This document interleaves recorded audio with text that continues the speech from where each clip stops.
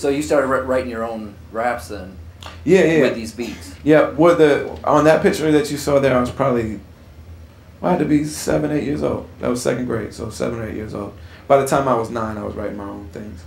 And where did you start for that? What was your inspiration, or how did you decide to start doing it? Well, there was a guy that came out, Melly Mel. And a lot of people know this one.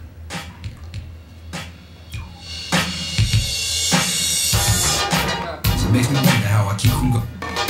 He's talking about his neighborhood. Like, I always really... Everybody knows this song. That made me want to write, but there's just, you know, we start talking about the MCs that like really shaped what I do. What was it about Mellow Mel that made you want to write? Well, prior to Rakim and KRS-One and all those guys, he was the king of rap because he had the voice.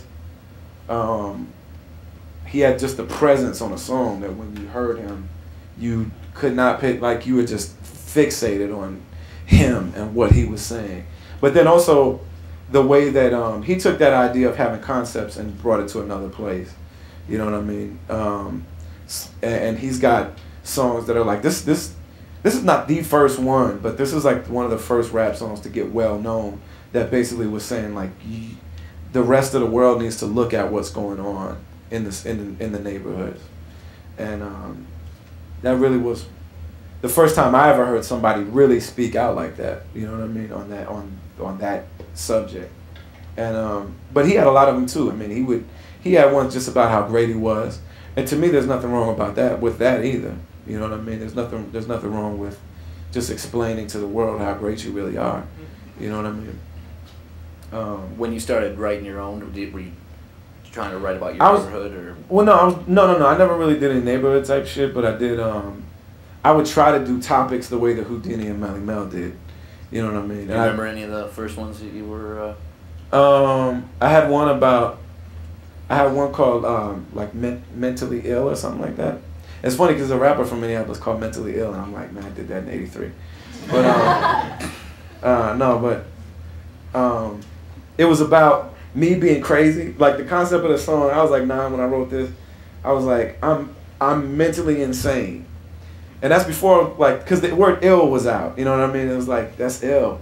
And so I was like, I'm mentally insane, which makes me a great rapper. And so I'd be like, you know, people thinks that I'm talking to myself, but I'm running my rhymes and I'm building my wealth. You know what I'm saying? Like, that was the whole concept of it. And so I would go through all the different ways that people could be crazy.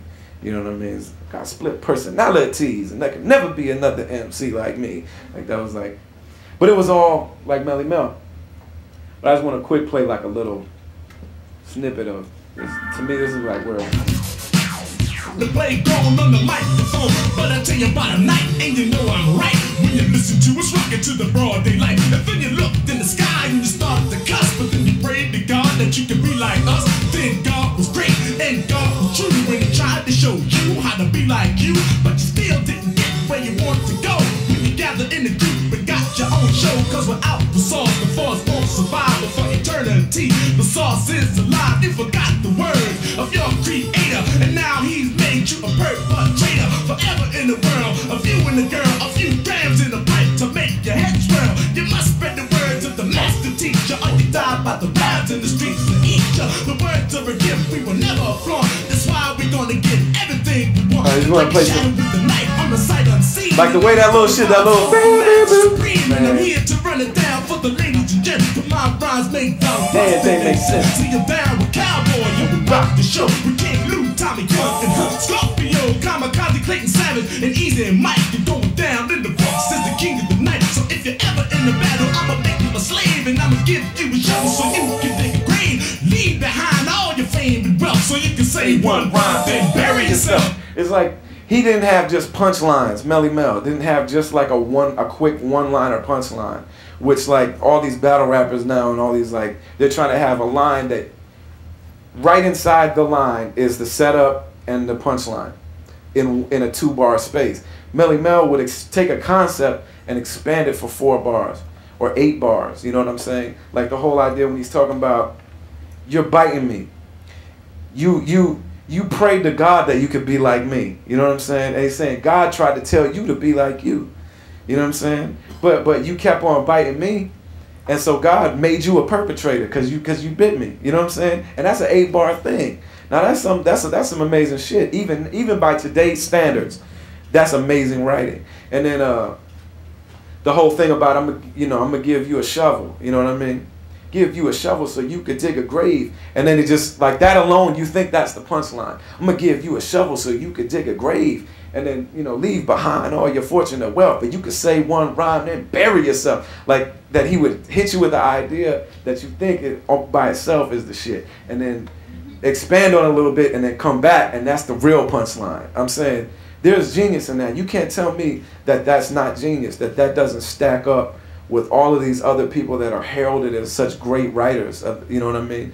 That, just because of the subject matter is like, I'm dope and you're biting me, but that's how real people live, and so there's no way that that stacks up to me next to any of these great songwriters. You know what I'm saying?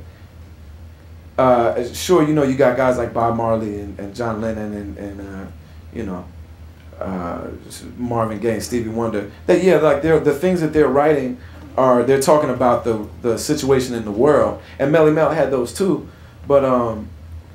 But that right there, just in terms of actually writing poetry and writing a song and complexity and going in different directions, it stands up next to any of them. I don't think that any of them, I don't think that he's not in that league. You know what I mean? Mm-hmm. So he was my main inspiration. When I first started writing, the goal was to be Melly Mel.